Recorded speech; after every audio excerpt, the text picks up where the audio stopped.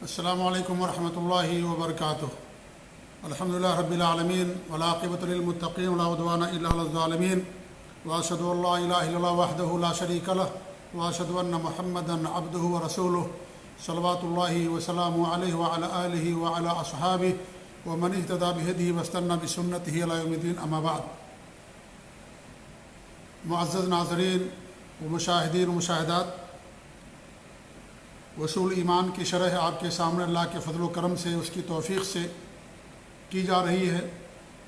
آج جو ہمارا موضوع ہے وہ یہ ہے کہ من ہم حواریو الانبیاء، کہ انبیاء کے سچے جانشین کون ہیں، انبیاء کے سچے پیروکار اور انبیاء کے سچے ساتھی اور اخلاص کے ساتھ ان کی پیروی کرنے والے کون لوگ ہیں۔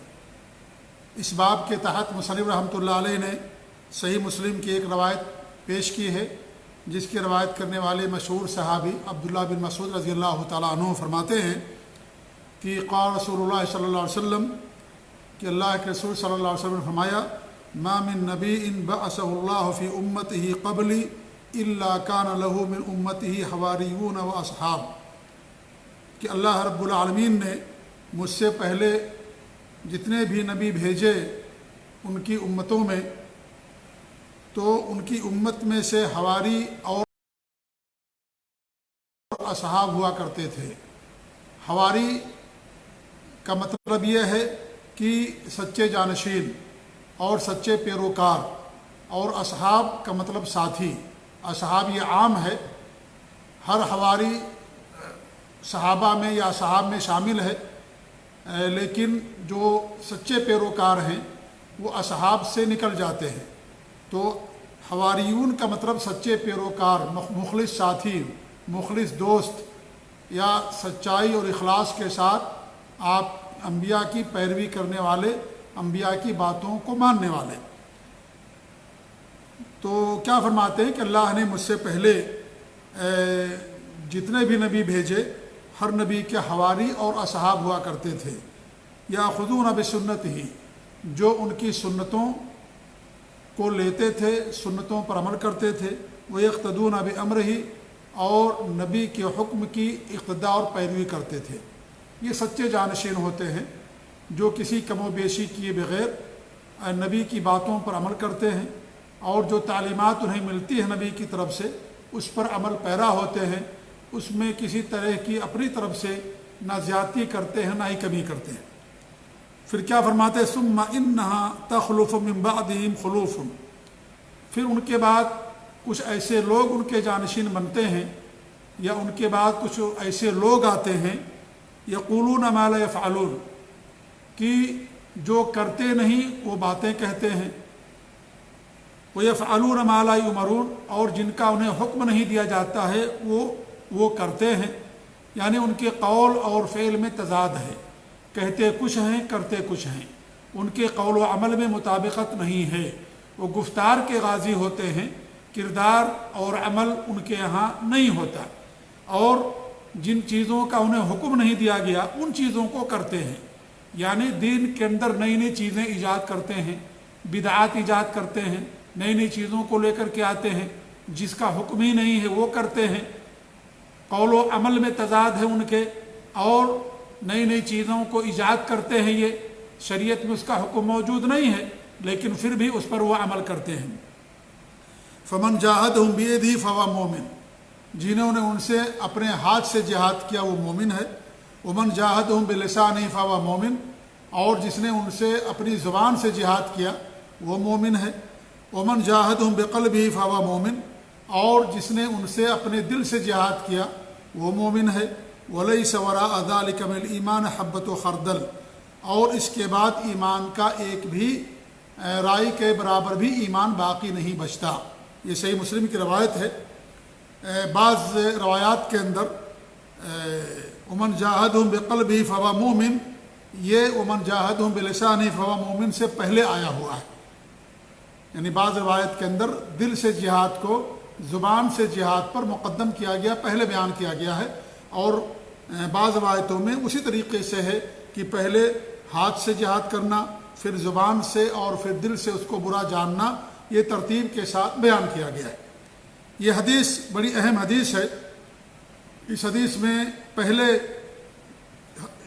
حصہ، پہلا ٹکڑا ہے، جس میں ہمارے نبی فرماتے ہیں کہ اللہ نے مجھ سے پہلے جتنے بھی نبی بھیجے، ہر نبی کے حواری ہوتے ہیں، ان کے مخلص اور سچے پیروکار ہوتے ہیں جو ان کی اقتداء کرتے ہیں اور ان کی باتوں کو مانتے ہیں۔ یہ حدیث بظاہر آپ صلی اللہ علیہ وسلم کی ایک دوسری حدیث جو صحیح بخاری کی روایت ہے، اس سے بظاہر دونوں میں تعارض نظر آتا ہے۔ کیا تعارض ہے، کس طریقے کا تعارض ہے؟ وہ حدیث کچھ اس طریقے سے ہے جس کا خلاصہ یہ ہے کہ ہمارے نبی نے فرمایا کہ میرے اوپر امتوں کو پیش کیا گیا۔ پھر ہمارے نبی فرماتے ہیں کہ کچھ نبی ہم نے ایسے دیکھے جن کے ساتھ ایک آدمی ہے، کسی کے ساتھ 2 آدمی ہیں ان کے پیچھے چلنے والے، اور کچھ نبی ایسے بھی ہم نے دیکھے کہ جن کے ساتھ کوئی بھی نہیں ہے۔ تو اس حدیث میں آپ نے فرمایا کہ ایسے بھی نبی ہیں جن کے کوئی پیروکار نہیں تھے، جن پر کوئی ایمان نہیں لایا، جبکہ اس حدیث کے اندر ہمارے نبی نے فرمایا، کیا فرمایا کہ ہر نبی کے حواری اور ساتھی ہوا کرتے ہیں۔ تو دونوں بظاہر تعارض نظر آتا ہے، تو دونوں میں تعارض دور کرنے کی کیا شکل ہے؟ علماء نے بیان کیا ہے کہ یہاں ہمارے نبی نے جو بتایا ہے وہ عام طور پر، یعنی عموماً ایسا ہی ہے کہ نبی کے پیروکار تھے، نبی کے ماننے والے تھے، نبی پر ایمان لانے والے تھے، نبی کے سچے ساتھی ہوا کرتے تھے، لیکن کچھ ایسے بھی تھے جن پر کوئی ایمان لے کر کے نہیں آیا، لیکن عام طور پر ایسا ہوا۔ تو یہاں جو بات بتائی گئی ہے عمومی طور پر بتائی گئی ہے، لہذا دونوں میں کوئی تعارض نہیں ہے، دونوں میں کوئی تعارض نہیں ہے، عام ہے اور وہ خاص ہے۔ تو عام طور پر ایسا ہے، لیکن کچھ ایسے نبی ہیں جن کے یا ہوں گے جن پر کوئی ایمان لے کر کے نہیں آیا، لہذا اس سے دونوں کے اندر جو تعارض بظاہر نظر آتا ہے وہ ختم ہو جاتا ہے۔ دوسری بات یہاں ہمارے نبی نے کیا فرمائی کہ ثم انھا تخلف من بعدہم خلوف، پھر ان کے بعد کچھ ایسے لوگ پیدا ہوتے ہیں جو کہیں گے اس پر وہ عمل نہیں کریں گے، اور جن کا انہیں حکم نہیں دیا گیا ہے وہ چیزیں وہ کریں گے۔ یہاں خلوف کا لفظ ہمارے نبی نے استعمال کیا، یا حدیث کے اندر استعمال کیا گیا۔ خلوف یہ خلف اور خلف کی جمع ہے۔ خلف کہتے ہیں سچے پیروکار کو عام طور پر، اور خلف کہا جاتا ہے برے پیروکار کو، برے پیروکار کو خلف کہا جاتا ہے۔ دونوں کی جمع خلوف آتی ہے اور اخلاف بھی آتی ہے، دونوں کی جمع خلوف اور اخلاف دونوں کی جمع آتی ہے۔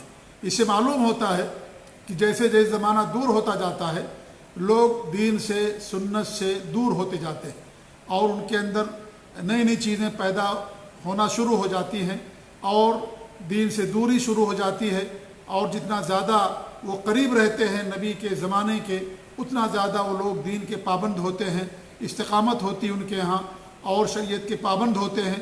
لیکن جیسے جیسے زمانہ دور ہوتا جاتا ہے لوگ دین سے بھی دور ہوتے چلے جاتے ہیں۔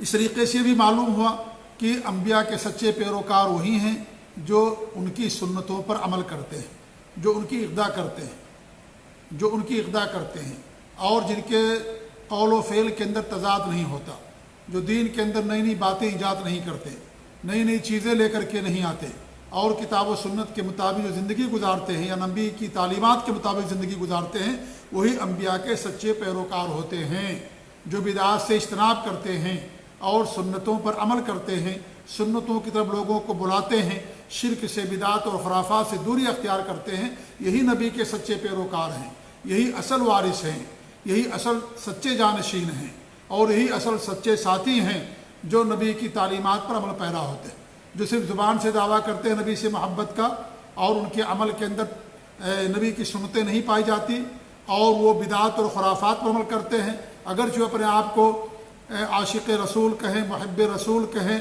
اور اپنے آپ کو دعوے دار کہیں، لیکن صحیح اور سچی بات یہ ہے کہ وہ اصل جانشین نہیں ہیں۔ اصل جانشین وہ ہیں جو سنتوں پر عمل پیرا ہوتے ہیں۔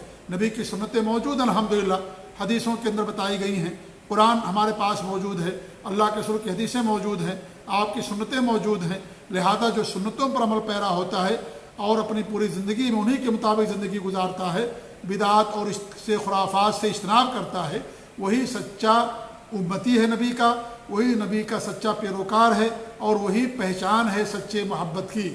اللہ رب العالمین نے فرمایا قُلْ إِن كُنتُمْ تُحِبُّونَ اللَّهَ فَاتَّبِعُونِي، اگر تمہیں اللہ تعالیٰ سے محبت ہے تو میری اتباع کرو، میری پیروی کرو۔ اللہ تمہیں اپنا محبوب بنا لے گا۔ اور ہمارے بھی فرماتے ہیں علیکم بسنتی و سنت الخلفاء الراشدین المہدیین، میری سنتوں کو لازم پکڑو، خلفاء راشدین جو ہدایت یافتہ ہیں ان کی سنتوں کو لازم پکڑو، اور دین کے اندر نئی نئی چیزوں سے بچو، کیونکہ ہر نئی چیز بدعت ہوتی ہے، اور بدعت گمراہی ہوتی ہے، اور گمراہی انسان کو جہنم کے اندر لے جانے والی ہوتی ہے۔ ہمارے نبی نے فرمایا کہ ہم تمہارے درمیان دو چیزیں چھوڑ کر کے جا رہے ہیں، ایک اللہ تعالیٰ کی کتاب، دوسری میری سنت ہے، جو ان دونوں کو مضبوطی سے تھامے رہے گا کبھی گمراہ نہیں ہوگا۔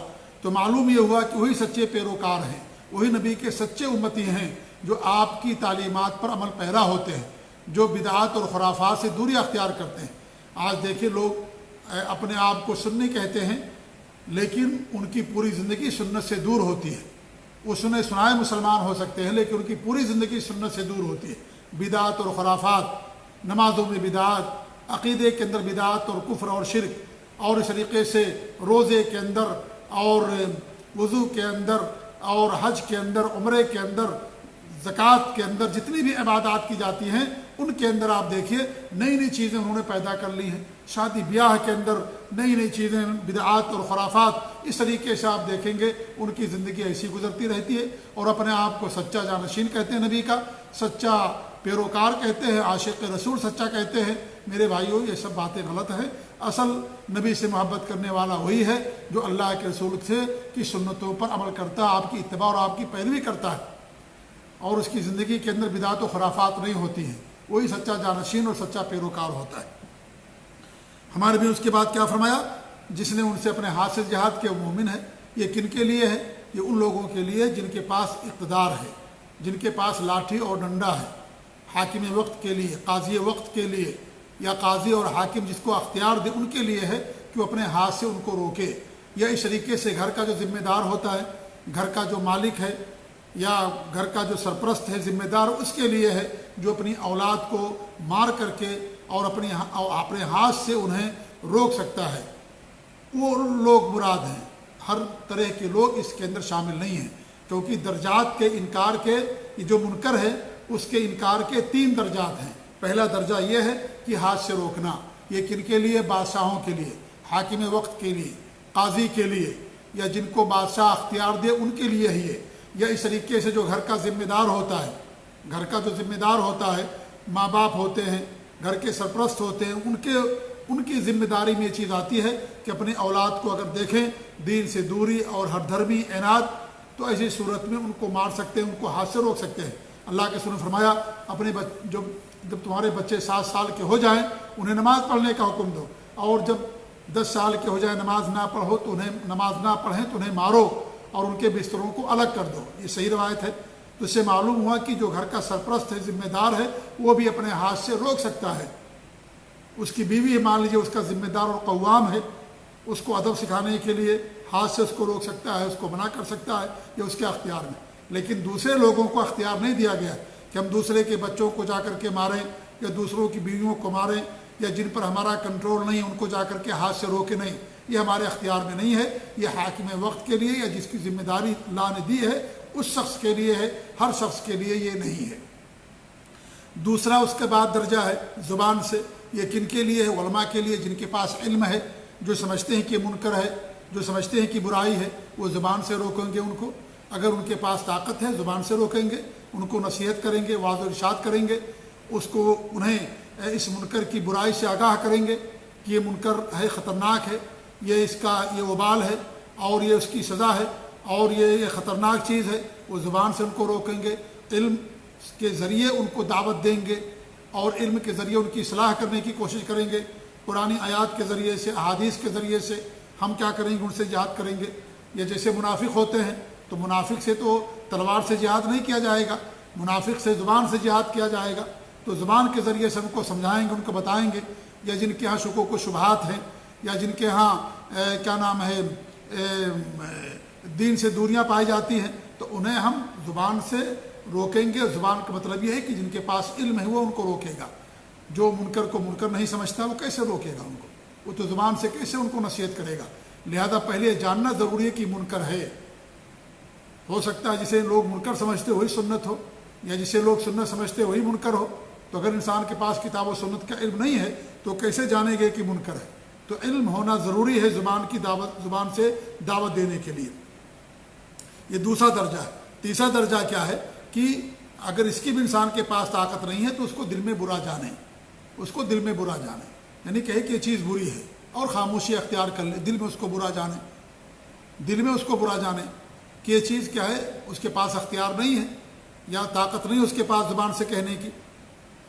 تو ایسی صورت میں کہے کہ بھئی یہ چیز دل کے اندر اس کو برا جانے کی چیزیں غلط ہو رہی ہیں اور یہ صحیح نہیں ہیں, لیکن اس کو جا کر کے ممبروں پر بیان کرنا, اس کو جا کر کے مجلات میں لکھنا, جرائد میں لکھنا, اسلامی جو سلطنتیں ہوتی, اسلامی حکومتیں ہوتی ہیں وہاں پر اس طرح کی چیزیں کرنا یہ قطعاً مناسب نہیں ہے, یہ نبی کی تعلیمات کے خلاف. تو منکر کے جو دور کرنے کے درجات ہیں اس کے 3 درجات. پہلا درجہ ہاتھ سے روکنا, یہ حاکم وقت کے لیے یا جن کو اللہ نے اقتدار دیا. نمبر 2 علماء, زبان سے روکنا, یہ علماء کے لیے. نمبر 3 اس کو دل میں برا جاننا جس کے پاس اتنی بھی طاقت نہیں کہ زبان سے اس کو روک سکے گا, کیونکہ اگر زبان کھولے گا تو اس کو مار دیا جائے گا یا اس کی جان کا خطرہ ہے.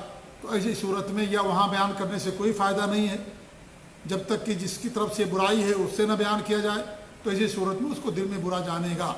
تو یہ 3 درجات ہیں منکر کے دور کرنے کے. اس حدیث سے یہ بھی معلوم ہوا کہ قول اور عمل یہ بھی ایمان میں داخل ہے, اور اس پر اجماع ہے صحابہ کا, تابعین کا. حضرت امام بخاری فرماتے ہیں کہ میری 1000 سے زیادہ علماء سے ملاقات ہوئی, ہم نے سب کو پایا کہتے ہوئے کہ ایمان میں عمل داخل ہے, قول داخل ہے, اور یہ کم اور زیادہ ہوتا رہتا ہے ایمان. اس پر باقاعدہ اجماع ہے. جو کہتے ہیں کہ ایمان صرف زبان سے پڑھنے کا نام ہے وہ بھی غلط ہے. جو کہتے ہیں کہ ایمان جو ہے صرف دل کے اعتقاد کا نام ہے وہ بھی ان کا کہنا صحیح نہیں ہے, جیسا اشارہ کہتے ہیں. یا جو یہ کہتے ہیں کہ بھئی زبان سے پڑھنا اور دل میں اعتقاد رکھنا اس کا نام ایمان ہے, یہ بھی صحیح نہیں ہے. اس کے اندر 3 چیزیں ہونی چاہیے. ایک تو زبان سے اقرار کرنا, دل سے اعتقاد کرنا اور عمل کرنا, اور چوتھی چیز یہ ہے کہ یہ ایمان کم اور زیادہ ہوتا رہتا ہے. تو اس حدیث سے بھی معلوم ہوتا ہے کہ ایمان کے درجات ہیں اور ایمان کے اندر عمل بھی داخل ہے. ہمارے نبی نے کیا فرمایا, جس نے اس کو زبان سے روکا وہ مومن. زبان یہ عمل ہے. جس نے اس کو ہاتھ سے روکا وہ بھی مومن. ہاتھ سے روکنا یہ بھی ایک عمل ہے, لہذا ہاتھ سے روکنا یہ بھی ایک عمل ہے, یہ بھی ایمان میں داخل. آپ نے اس کو مومن قرار دیا, اس کو آپ نے مومن قرار دیا. اور دل میں برا جاننا یہ بھی ایک عمل ہے, یہ بھی ایمان ہے. لہذا ایمان گھٹتا بڑھتا رہتا ہے اور عمل بھی ایمان کے اندر داخل ہے. اللہ کے رسول صلی اللہ علیہ وسلم کی حدیث ہے کہ ایمان کی 70 زیادہ شاخیں ہیں. اعلیٰ قول لا الہ الا اللہ, سب سے اونچی جو شاخ ہے لا الہ الا اللہ کہنا ہے. تو لا الہ الا اللہ انسان جو کہتا ہے یہ کیا ہے, یہ زبان کا عمل ہے, قول ہے. یہ آپ نے اس کو عمل میں ایمان میں شامل کیا اور کہا کہ ایمان کی اونچی شاخ ہے یہ. وہ ادناہا اماطۃ الاذی عن الطریق, اور سب سے جو آخری درجہ ہے وہ کیا ہے, راستے سے تکلیف دہ چیزوں کو ہٹا دینا. یہ ہاتھ کا عمل ہے کہ انسان راستے میں کوئی تکلیف دہ چیز ہے اس کو ہٹا دیا. یہ ہاتھ کا عمل, اسے بھی آپ نے ایمان میں شامل کیا. اور کیا کہا, والحیاء شعبۃ من الایمان, اور حیا اور شرم بھی ایمان کی ایک شاخ ہے. تو عمل بھی ایمان میں داخل ہے. انسان کا عمل اتنا مضبوط ہوگا, انسان عمل میں بھی اتنا مضبوط ہوگا. جیسے اس کی مثال ایمان کی بیج کی ہے. بیج جتنا مضبوط ہوتا ہے درخت بھی اسی طریقے سے تناور ہوتا ہے, اسی طریقے سے پھلدار ہوتا ہے, اسی طریقے سے اس کے اندر شاخیں نکلتی ہیں. تو ایمان جتنا دل میں ہمارے مضبوط ہوگا, قوی ہوگا, عمل بھی ہمارے پاس اسی قدر مضبوط ہوگا. تو لہٰذا عمل بھی ایمان میں داخل ہے, اور عمل یہ ایمان کا نتیجہ ہے, ایمان کی پیداوار ہے. اور یہ عمل انسان کے ایمان پر دلالت کرنے والی چیز ہے کہ انسان کے پاس عمل ایمان کتنا مضبوط ہے اور کتنا گہرا ہے. یہ عمل اس بات کی گواہی دیتا ہے. یہ عمل ایک میزان ہے, ایک ترازو ہے کسی کے انسان کے ایمان جانچنے کا, کہ عمل کے ذریعے سے انسان ایمان جانچ سکتا ہے. تو یہ باتیں بھی اس سے معلوم ہوئیں کہ یہ عمل بھی ایمان میں داخل ہے. اور آخری بات اس حدیث کے حوالے سے یہ ہے کہ ہمارے نبی نے فرمایا کہ اگر آخری درجہ کیا فرمائے, جس نے ان کو دل سے برا جانا یا جہاد کیا وہ بھی مومن ہے. یعنی جہاد کے بہت سارے مراتب ہو گئے. تو جہاد صرف تلوار سے کرنے کا نام نہیں ہے, تلواروں کا دور آج نہیں ہے. آج دعوت کا دور ہے، اصلاح کا دور ہے کہ انسان دعوت کے ذریعے سے اور اصلاح کے ذریعے لوگوں کی اصلاح کرنے کی کوشش کرے۔ اس لیے جہاد کے بہت سارے انواع، بہت ساری اقسام ہیں جہاد کے۔ قرآن سے جہاد کرنا، علم کے ذریعے سے جہاد کرنا، علم حاصل کرنا، وسوسے اور شکوک و شبہات کو دور کرنا، اور اس طریقے سے یعنی خدمت کرنا والدین کی، اور حج اور عمرہ کرنا عورتوں کے لیے خاص طور سے، اسے بھی ہمارے بھی نے جہاد قرار دیا ہے۔ انسان اپنے نفس سے جہاد کرے، جو شکوک و شبہات آتے ہیں، شیطان کے وسوسے آتے ہیں، ان سے ان کو دور کرے، دین پر ثابت قدمی اختیار کرے، یہ سب جہاد میں آتا ہے۔ انسان نیکی کرتا اس کے لیے جہاد کرتا، انسان علم حاصل کرتا وہ بھی ایک جہاد ہے۔ تو جہاد کی بہت ساری انواع اور اقسام ہیں، لہذا جہاد صرف قتال کا، لڑائی کرنے کا نام نہیں ہے، اس کی بہت ساری شرطیں ہیں۔ امام وقت کا ہونا، حاکم وقت کا ہونا، طاقت کا ہونا، جھنڈے کا ہونا، حاکم وقت کی طرف سے اجازت کا ہونا، یہ سب کیا ہے؟ یہ سب شرطیں ہوتی ہیں۔ جو قتال ہے اور جو لڑائی اور جنگ ہوتی ہے یہ طاقت پر مشروط ہے اور حاکم وقت کی طرف سے مشروط ہے۔ اگر حاکم وقت نہیں ہے، اس کی طرف سے اجازت نہیں ہے، یا ہمارے پاس طاقت نہیں ہے، تو یہ چیز کیا ہے؟ یہ کیا نام ہے؟ یہ معاف ہو جاتی ہے، یا کہ یہ چیز ثابت ہو جاتی ہے۔ جیسے وضو کرنے کی آپ کے پاس طاقت نہیں تو آپ تیمم کرتے ہیں، تو اس طریقے سے جہاد کی شرطیں ہوتی ہیں۔ بہرحال یہ موقع نہیں ہے کہ ان تمام چیزوں کو آپ کے سامنے بیان کروں۔ آخری بات یہ بیان کرنا چاہ رہا تھا میں، وہ یہ کہ ہمارے نبی نے یہ فرمایا کہ جس نے اس کو دل میں برا جانا، دل سے جہاد کیا، وہ مومن ہے، اور اس کے بعد ایک بھی ایمان کا رائی کے برابر بھی اس کے دل کے اندر ایمان باقی نہیں رہتا۔ اس کا مطلب یہ نہیں کہ انسان کافر ہو جاتا ہے، یہ اس کا مطلب ہرگز یہ نہیں ہے کہ انسان جو ہے وہ کافر ہو جاتا ہے اس کے بعد۔ جی ہاں، اس لیے کہ کبھی کبھی کیا ہوتا ہے، انسان منکر کا عادی بن جاتا ہے، ٹھیک ہے، یا کبھی انسان اپنی شہوت کی بنا پر اس کی طرف مائل ہو جاتا ہے، یا کبھی کبھی ایسا ہوتا ہے کہ کسی انسان کسی ایسے ملک میں ہے، کسی ایسے ملک میں جہاں بہت زیادہ منکرات ہیں، فواحش ہے، شراب نوشی ہے، بے پردگی ہے، اور اس طریقے سے برائی عام ہے، سر عام برائی ہوتی ہے، اور حکومتوں کی پشت پناہی حاصل ہوتی ہے، اور اسے لوگ برائی ہی نہیں سمجھتے، اور انسان اپنی نگاہوں سے دیکھتا رہتا ہمیشہ، وہ صاحب ایمان ہوتا ہے، لیکن بار بار ہمیشہ دیکھنے کی وجہ سے وہ چیز اس کے دل سے کبھی کبھی جو ہے ختم ہو جاتی ہے۔ تو اس کا مطلب یہ نہیں کہ وہ کافر ہو گیا، نعوذ باللہ من ذالک، وہ کافر نہیں ہوگا، وہ ایمان کی حالت پر باقی رہتا ہے۔ آپ دیکھیے بہت سارے ملک ہیں ایسے، آپ یورپ میں جائیے، غیر اسلامی ممالک کے اندر جائیے، کھلے عام زناکاریاں مان لیجئے، شراب نوشیاں، بے پردگی، اور عورتیں جو ہے معمولی لباس پہن کر کے گھومتی ہیں، انسان ہمیشہ دیکھتا رہتا ہے، سفر میں، گھر میں، باہر نکلا، روڈ پر نکلا، کہیں بھی گیا، کھانے کے لیے ہوٹل میں گیا، گاڑی میں، جہاز میں، کہیں پر بھی ہے، ہر طرف یہی چیز اسے نظر آتی ہے، ہر طرف یہی چیز نظر آتی ہے اسے۔ تو اب کیا کہیں گے کہ وہ انسان کافر ہو گیا؟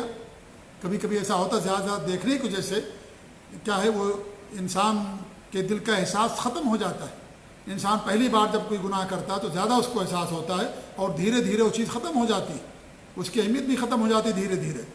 تو اس طریقے سے بار بار دیکھنے سے یہ چیز اگر ہوتی ہے کہ انسان کے دل میں کبھی اس طرح کا کوئی احساس نہیں ہوا، تو اس کا مطلب یہ نہیں ہوا کہ وہ انسان کافر ہو گیا، اور اس طریقے سے وہ اسلام سے نکل گیا اور وہ انسان مرتد ہو گیا۔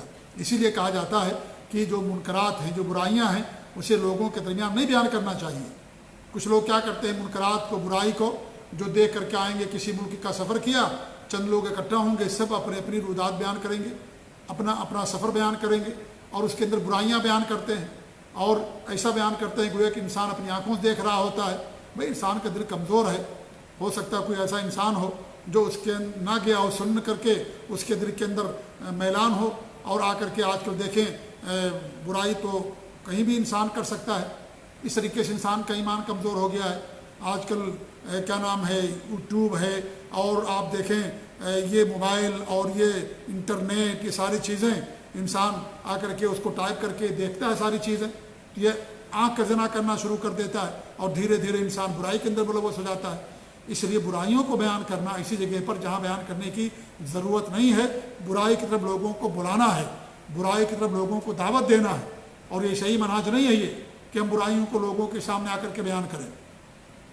ہاں، جس سے متعلق آپ اس سے بیان کیجئے، جس سے متعلق ہے، آپ کو اگر کوئی عالم دین ہے اس برائی کو بیان کرنا چاہتا ہے کہ بھئی یہ برائی ہے، خطرناک ہے، اور اس کے اندر بہت جرم ہے، بڑی سزا ہے، اس کے سامنے بیان کر کے آپ اس کو کریں، لیکن محفل میں بیان کرنا یہ قطعاً صحیح منہج نہیں ہے کہ برائیاں بیان کی جائے، اچھائیاں بیان کرنی چاہیے۔ برائیاں بیان کریں گے تو برائی عام ہوگی، اچھائیاں بیان کریں گے تو اچھائی عام ہوگی۔ نیکیوں کو بیان کیجیے، اچھے قصے بیان کیجیے، ثابت شدہ قصے ہیں قرآن کے اندر، حدیث کے اندر، یا جو قصے آج رونما ہوتے ہیں استقامت کے، دین پر ثابت قدمی کے اور علم حاصل کرنے کے، صبر کے جو قصے ہیں سچے، ان قصوں کو بیان کیجیے، اور جو حدیثیں ان حدیثوں کو بیان کیجیے۔ اس سے بھلائی عام ہوتی ہے، نیکی عام ہوتی ہے، برائی ختم ہوتی ہے۔ برائیوں کو بیان کرنے سے برائی بڑھتی ہے، برائی ختم نہیں ہوتی برائیوں کو بیان کرنے سے۔ انسان حریص ہوتا ہے، لالچی ہوتا ہے، انسان کا ایمان کمزور ہوتا ہے، دل کمزور ہوتا ہے۔ اس لیے ممکن ہے کوئی بیان کرے تو اس کے اندر شیطان اس پر ابھار دے، اور پھر اس کو کرنے کا بھی جذبہ اس کے اندر پیدا ہو جائے، غلط جذبہ کہ چلے بھائی ہم بھی یہ کرتے ہیں، فلاں لوگ تو کرتے ہیں، ہم بھی کرتے ہیں، کیا حرج ہے۔ کوئی آدمی کہیں وہ شراب پیتا ہے اور وہ آ کر کے بیان کرے کہ فلاں جگہ شراب ملتی ہے، ایسے ملتی ہے، اب ایک آدمی جانتا ہی نہیں ہے، اس کے دل کے اندر ہوگا چلو ہم بھی دیکھتے ہیں، اور جا کر کے پھر شراب خریدے گا اور پیے گا، تو کون ذمہ دار اس کا ہوگا؟ ظاہر بات وہی آدمی ذمہ دار ہوگا جس نے شراب کے بارے میں پوری جانکاری، پوری تفصیل اور ڈیٹیل لوگوں کے سامنے بیان کی۔ اس لیے صحیح منہج نہیں ہے یہ برائی کو عام کرنا۔ نیکیوں کو عام کیجیے، اچھائیوں کو بیان کیجیے، یہ اصل منہج ہے، یہ صحیح منہج ہے۔ کتاب و سنت کے مطابق یہی منہج ہے۔ برائیوں کو انسان بار بار بیان کرنے سے برائی انسان کے ذہن میں ہلکی ہو جاتی ہے اور انسان اس برائی کا عادی بن سکتا ہے۔ اس لیے کبھی انسان کو یہ چیز نہیں کرنی چاہیے۔ تو یہ کچھ باتیں تھیں اس حدیث کے حوالے سے۔ اللہ تعالیٰ سے دعا ہے کہ اللہ رب العالمین ہمیں اپنے نبی کی سنت پر قائم رکھے، توحید پر قائم رکھے، شرک اور بدعات اور خرافات سے ہمیں محفوظ رکھے، اپنے نبی کی سچی اتباع کرنے کی توفیق دے، سچی محبت ہمارے دلوں کے اندر پیدا کرے، اور سچا وارث بنائے، اور اپنے نبی کا سچا جانشین ہم کو بنائے، اور سنتوں پر عمل کرنے والا اور بدعات سے دوری اختیار کرنے والا اللہ تعالیٰ ہم سب کو بنا۔ آمین۔ جزاکم اللہ خیر، وصلی اللہ علیہ نبینا محمد وعلی آلہ وصحبہ اجمعین، والسلام علیکم ورحمۃ اللہ وبرکاتہ۔